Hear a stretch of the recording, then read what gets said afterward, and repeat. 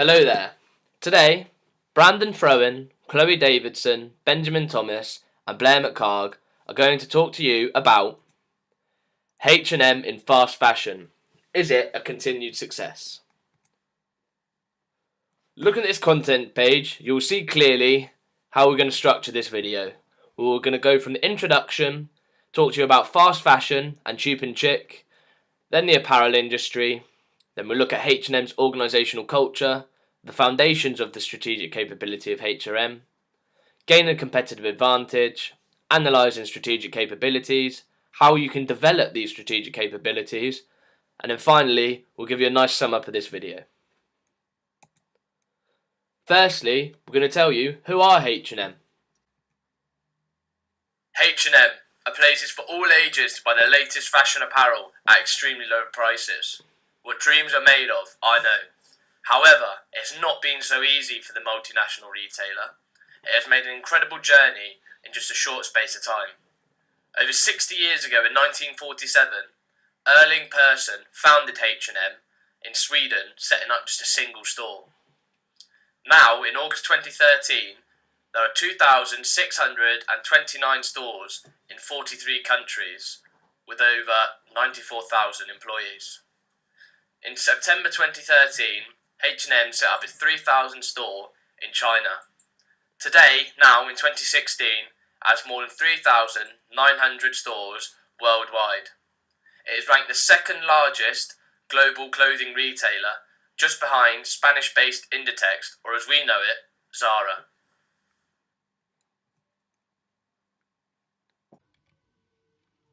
H&M was founded in 1947 in Sweden by Erling Persson. It originally only sold women's clothing and was called Hennes, which is Swedish for hers. In 1964, the first H&M store opened outside of Sweden, which was in Norway. 1968 was the year of the acquisition with Maurits Whitfors, which was a hunting and fishing equipment shop. They started selling menswear as well as children's clothing, and the name changed to H&M. It wasn't until 1976 when H&M opened their first stores outside of Scandinavia, which opened in London. 2 decades later, with new technological advances, H&M introduced online shopping in 1998. In the year 2000, H&M opened their first store in the US on Fifth Avenue, New York. The same year, H&M moved into more European markets, including Spain. In 2007, H&M opened their first stores in the Middle East and Asia. 2009 was a big year for H&M and the Perssons family. Erling Persson's grandson, Carl-Johan, took over the company and became CEO. H&M Home was also launched in this year. 2012 saw many more stores open worldwide, including stores being opened in Bolivia, Latvia, Malaysia, Mexico, and Thailand for the first time. It wasn't until 2013 when H&M introduced online shopping in the US. And today, H&M have over 3,900 stores worldwide in 63 markets, which shows how far they've come since their first store opened in 1947.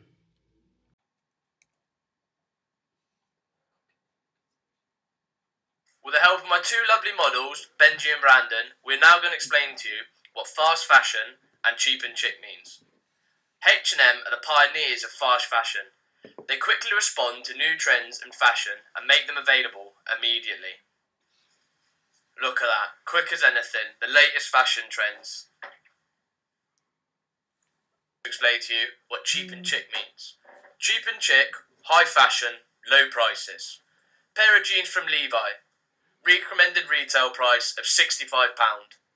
The exact same pair of jeans from H&M, only £15. It's a no-brainer.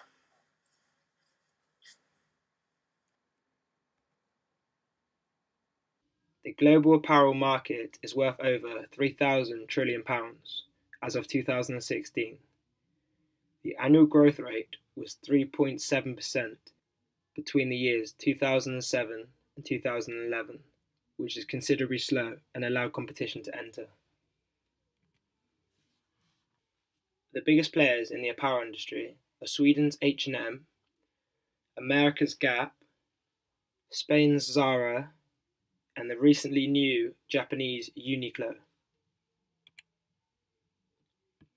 The spirit of H&M is underlined by 7 codifying core values, which are keeping it simple, straightforward and open-minded thinking, constant improvements, having an entrepreneurial spirit, being cost-conscious, working as a team, and also believing in people.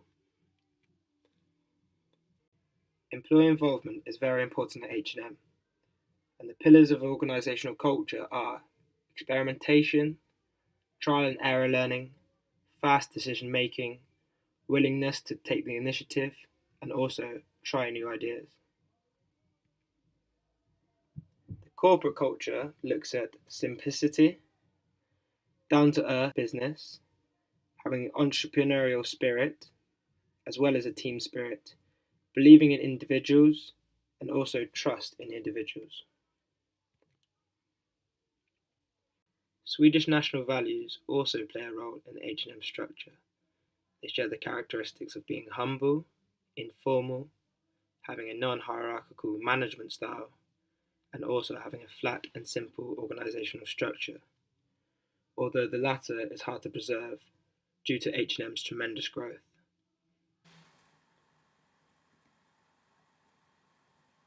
It is not always the characteristics of the environment which explain differences in performance between companies within the same industry. It is more to do with the differences in strategic capabilities which are company specific, in terms of the resources and competences they have. In addition, there are 2 underlying concepts of strategic capability. 1. Organizations are not identical, but have different capabilities. And 2. It is difficult to obtain and replicate these capabilities of another. Therefore, it is vital for managers to understand how their organizations are different from their competitors in ways that may be the basis of achieving competitive advantage and superior performance. These concepts underlie what is known as the resource-based view of strategy, pioneered by J. Barney. Due to the multifaceted nature of strategic capability and its importance, it is crucial to understand how the terms are used in this presentation. Johnson and Scholes emphasize that strategic capabilities are the capabilities of an organization that contribute to its long-term survival or competitive advantage. However, in order to understand and to manage, in this case, H&M's strategic capability, it is important to realize its components and characteristics within. The 2 components of strategic capability are resources and competences. Resources are the assets a company has or can call upon. Competences, on the other hand, are the ways in which those assets are utilized effectively and efficiently. As you can see from the table, strategic capabilities have many elements which incorporate both resources and competences. The effectiveness of elements such as physical, financial, and human resources are not contingent on their existence, but more on the systems and processes by which they are managed.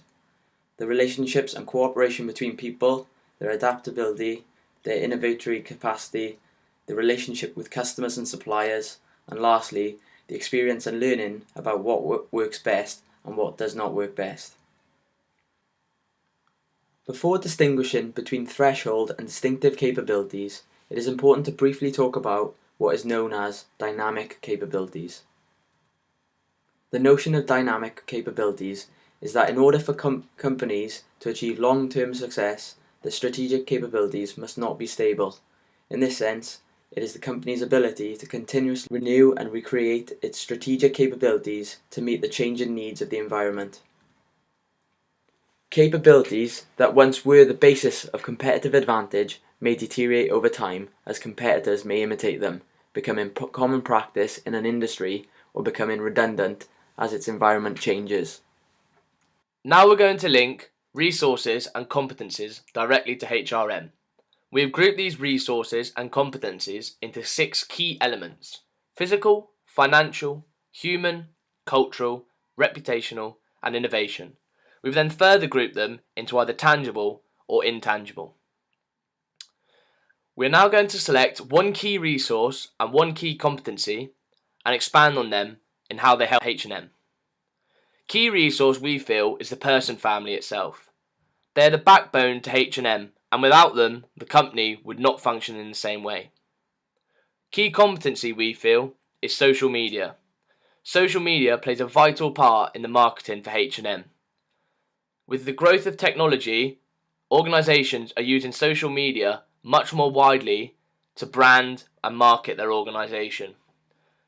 You name it, you'll see any organisation on social media, whether it's Twitter, Facebook, LinkedIn, Instagram, Snapchat, an organisation will be on there. Threshold capabilities are those needed for an organisation to meet the necessary requirements to compete in a given market and achieve parity with competitors. These include threshold resources, which are the resources needed to meet customers' minimum requirements and therefore to continue to exist. And also threshold competences. These are the activities and processes needed to meet customers' minimum requirements and therefore to continue to exist.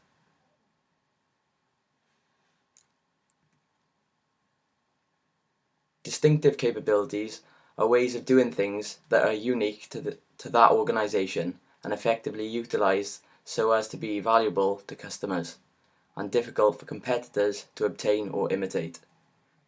These consist of distinctive resources, which are the resources that underpin competitive advantage and are difficult for competitors to imitate or obtain, and also the distinctive competences, which are the activities that underpin competitive advantage and are difficult for competitors to imitate or obtain.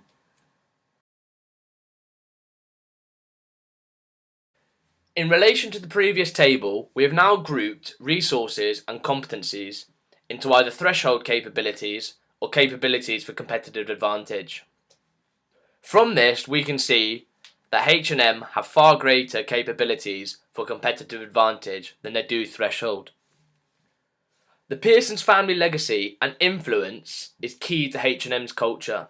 Their long-term commitment and majority ownership provide a strong financial base for the company.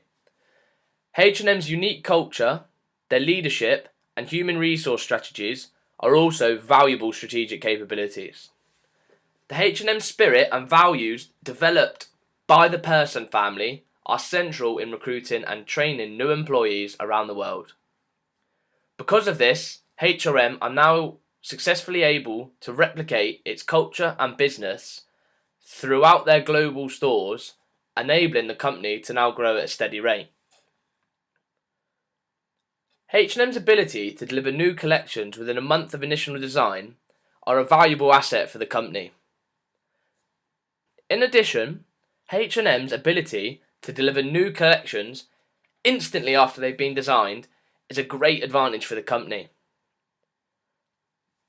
Now looking at the threshold capabilities, as Brandon mentioned, threshold capabilities refer to the organisation's competencies that are necessary to meet the requirements to compete in the market. H&M's strong coordination of commissioned and approved suppliers and factories across the globe, their efficient IT, their sales reporting, and their SCM systems, and their general H&M function can only be considered threshold capabilities. How can H&M's distinctive capabilities contribute to the development and sustainment of competitive advantage? In order to determine whether a resource or competence is a source of sustainable competitive advantage, Barney's Vryn framework can be applied.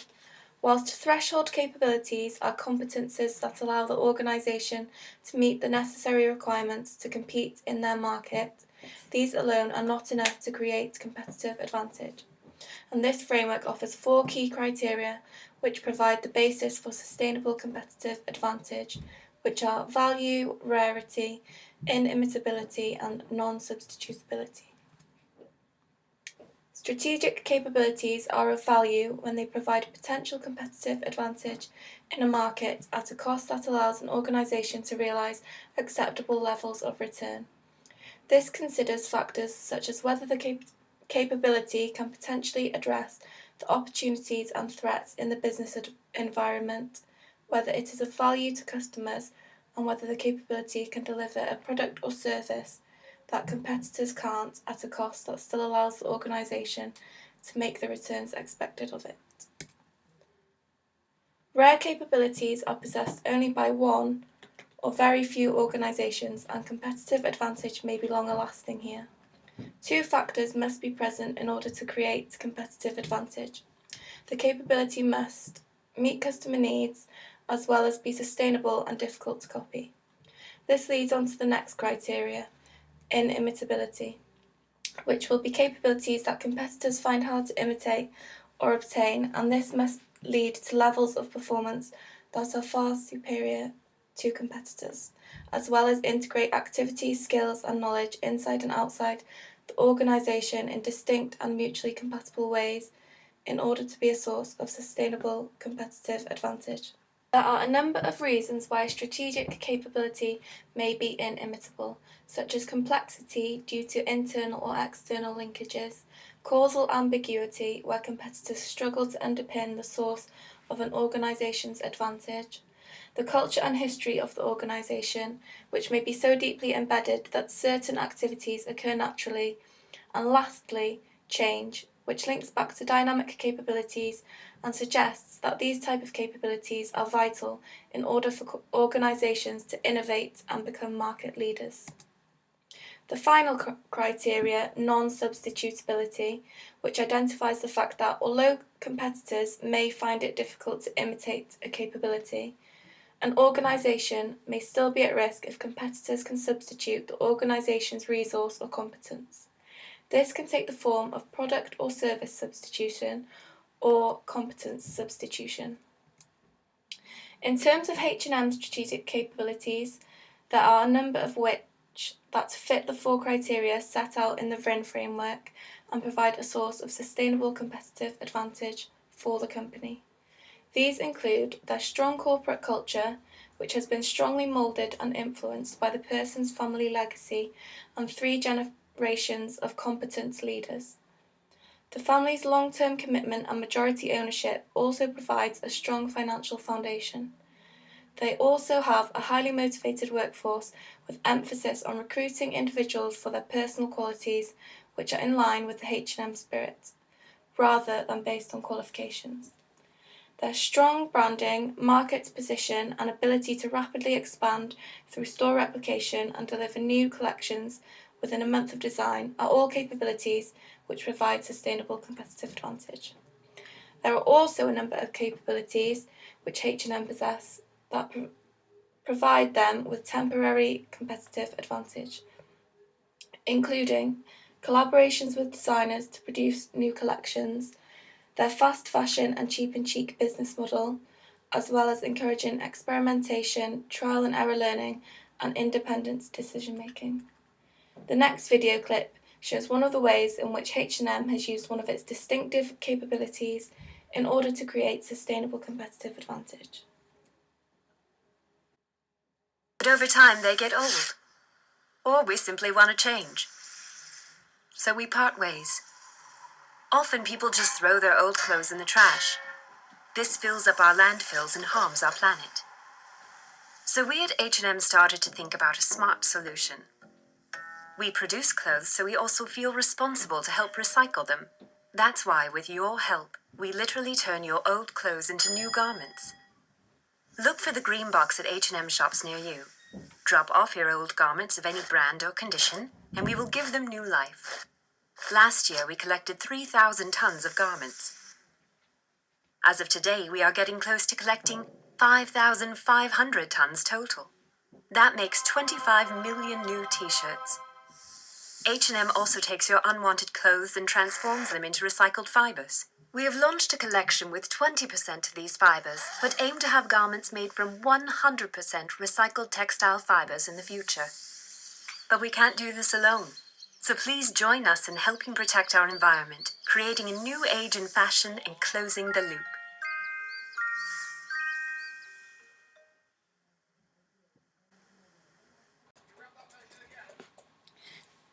As interest in strategic capabilities has grown, there has been emphasis on the importance of organisational knowledge. This is the collective experience accumulated through systems, routines and activities of sharing across the organisation. There are 3 reasons organisational knowledge is important. First, as organisations grow and become more complex, the need to share what people know becomes more of a challenge, and information systems have started to provide more sophisticated ways of doing this. As well as this, it is less likely that organisations will achieve competitive advantage through their physical resources, and more likely that it will be achieved through the way they do things and their accumulated experience. There are 2 types of knowledge. The first is explicit knowledge. It is codified and transmitted in formal, systematic ways. In contrast, tacit knowledge is personal, context-specific, and therefore hard to formalise and communicate. The sharing of knowledge and experience in an organisation is an essentially social and cultural process, relying on communities of practice developing and sharing information systems because it is mutually beneficial. This may happen through formal systems such as the internet, but it is also highly dependent on social contact and trust. Exchange of knowledge is more likely to occur in cultures of trust without strong hierarchical or functional boundaries. Now we're going to look at ways of analysing and diagnosing H&M's strategic capabilities. One way of doing this, according to Holloway, is benchmarking. Historical benchmarking is when an organisation considers their performance in relation to previous years in order to identify any significant changes. If H&M were to analyse their performance using historical benchmarking, they would find that, due to the number of new stores they are opening, the revenue per store is decreasing. This could be alarming for H&M as Zara and Gap have the opposite trend. Industry sector benchmarking can offer an insight into how well an organisation is doing in comparison to their competitors in the same industry.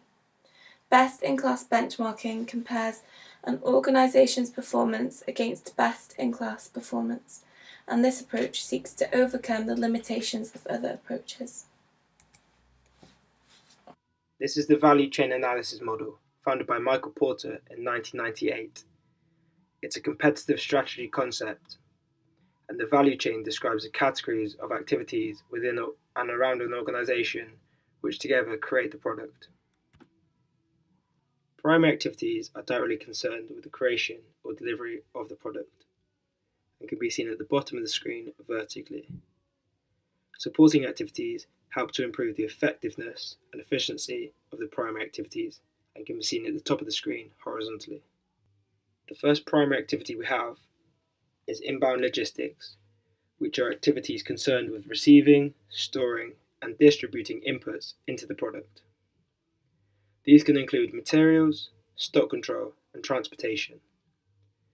Next, we have operations, which look at the transformation of these inputs into the final product.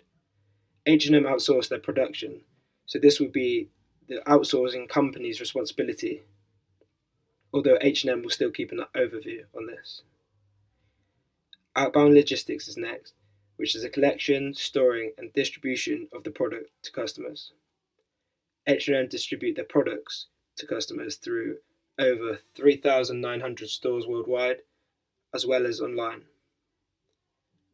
Marketing and sales provide the means whereby consumers are made aware of the products and are able to purchase those products online and in store.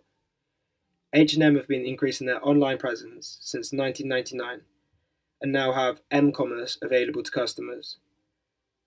This, alongside with their vast expansion of stores worldwide, make it easier for customers to buy these products. The service is the last primary activity on the value chain, and it identifies activities that enhance the value of the product. For H&M, this is the service of the employees given to customers, as well as collaborations with high-profile designers and also celebrities. Each of these groups of primary activities is linked to support activities. The first support activity is firm infrastructure. These are the systems of planning, finance, quality control, and information management.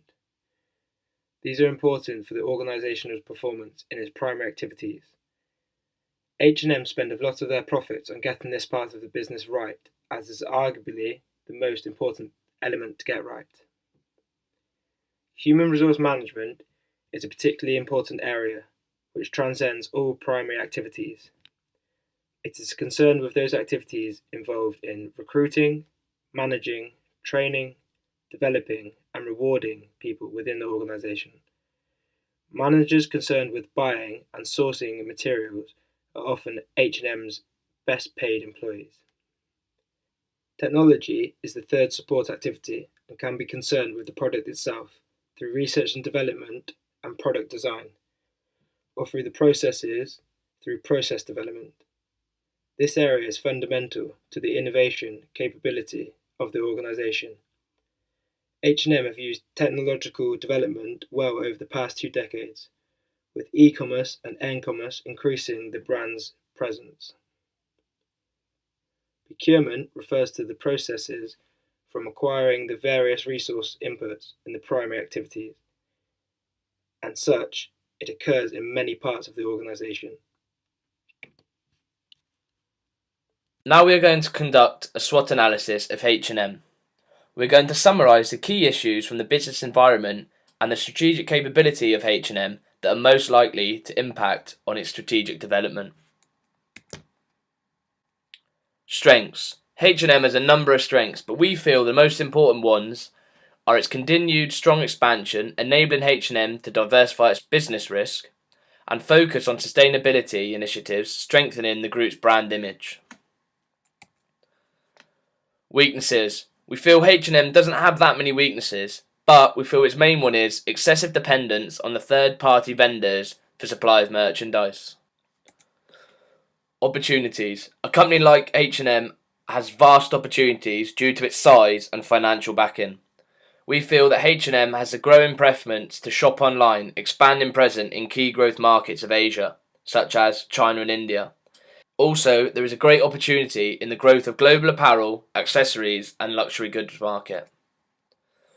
Threats. There are many threats coming to H&M, both from its competitors such as Zara, Gap and Uniqlo, and the government itself. There is rising labour costs in Europe, which may affect the group's operating profit margin, as well as the risk of foreign exchange fluctuations. As the company begins to expand into numerous countries, obviously foreign exchange plays a great part.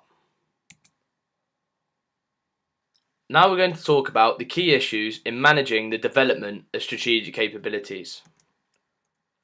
One way H&M could do this is through the management of activities.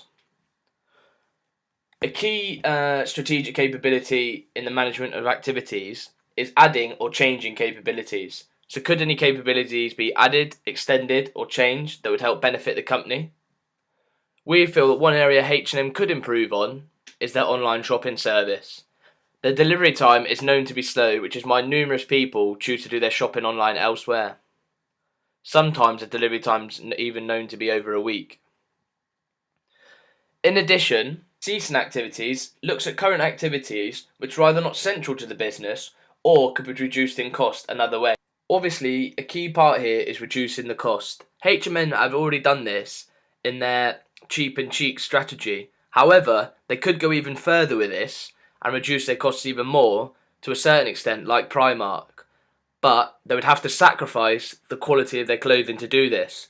So they have to weigh up, is it really worth it to sacrifice quality to reduce price? Finally, external capabilities. This looks at the fact that there may be ways of developing capabilities by looking externally. For example, H&M, the managers within it, may seek to develop or learn new capabilities by acquisition or by entering into alliances and joint ventures with other organisations. One of the main lessons learned so far is that strategic capability predominantly takes place in the company's day-to-day activities in which employees partake. Therefore, developing employees' ability to recognise the relevance of what they do in relation to the strategic capability of the company is significant. H&M could develop its capabilities through managing its people in various ways. One way H&M and CEO Carl Persson could sustain and further develop its competitive advantage is by implementing staffing policies.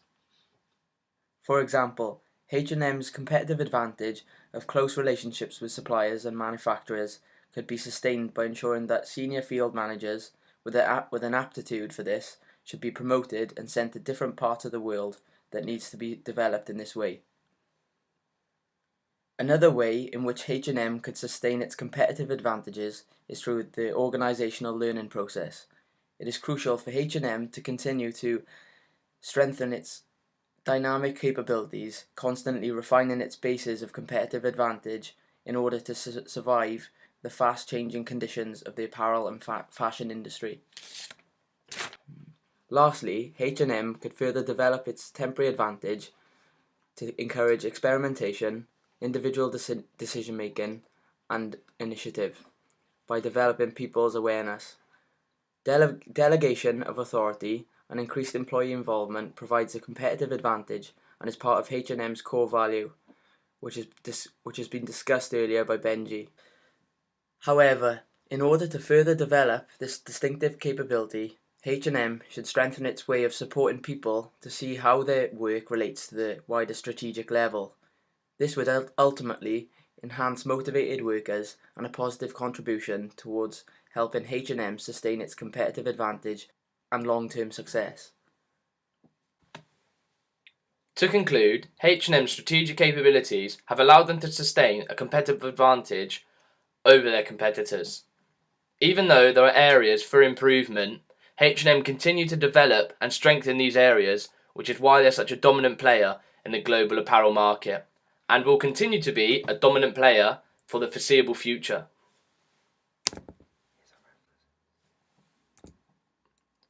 These are our references. Thank you for listening to our perfect Prezi presentation.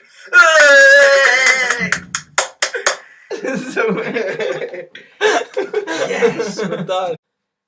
Hello there.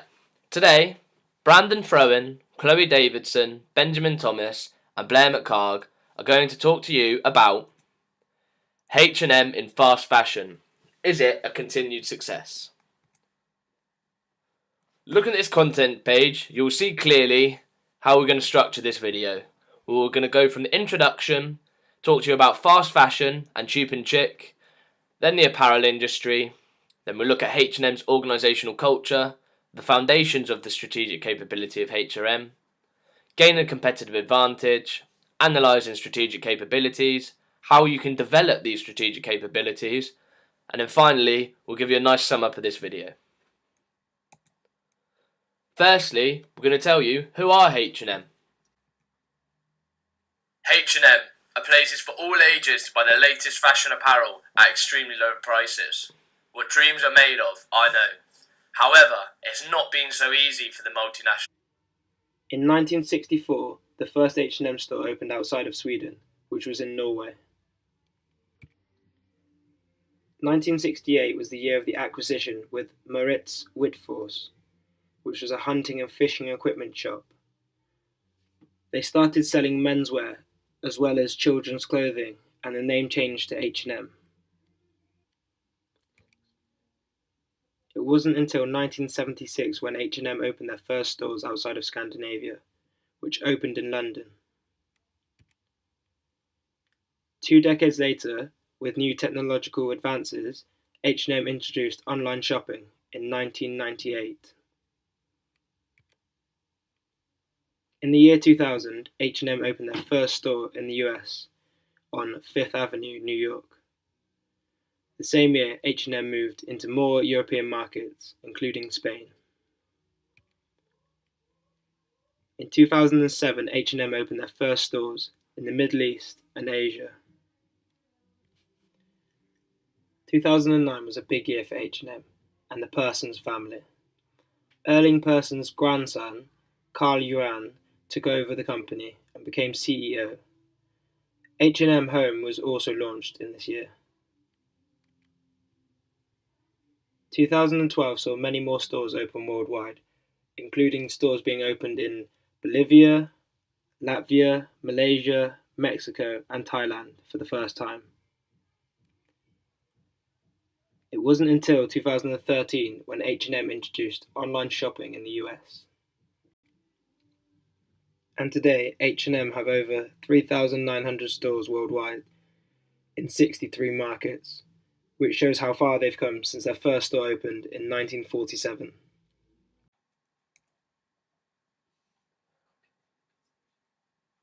With the help of my two lovely models, Benji and Brandon, we're now going to explain to you what fast fashion and cheap and chic means. H&M are the pioneers of fast fashion. They quickly respond to new trends in fashion and make them available immediately. Look at that, quick as anything, the latest fashion trends. To explain to you what cheap and chic means. Cheap and chic, high fashion, low prices. Pair of jeans from Levi, recommended retail price of £65. The exact same pair of jeans from H&M, only £15. It's a no-brainer.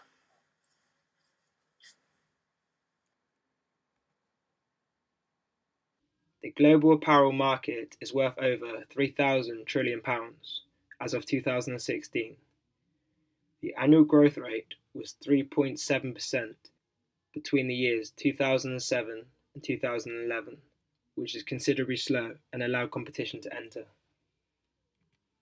Retailer, it has made an incredible journey in just a short space of time. Over 60 years ago in 1947, Erling Persson founded H&M in Sweden, setting up just a single store. Now, in August 2013, there are 2,629 stores in 43 countries with over 94,000 employees. In September 2013, H&M set up its 3,000th store in China. Today, now in 2016, it has more than 3,900 stores worldwide. It is ranked the second largest global clothing retailer, just behind Spanish-based Inditex, or as we know it, Zara.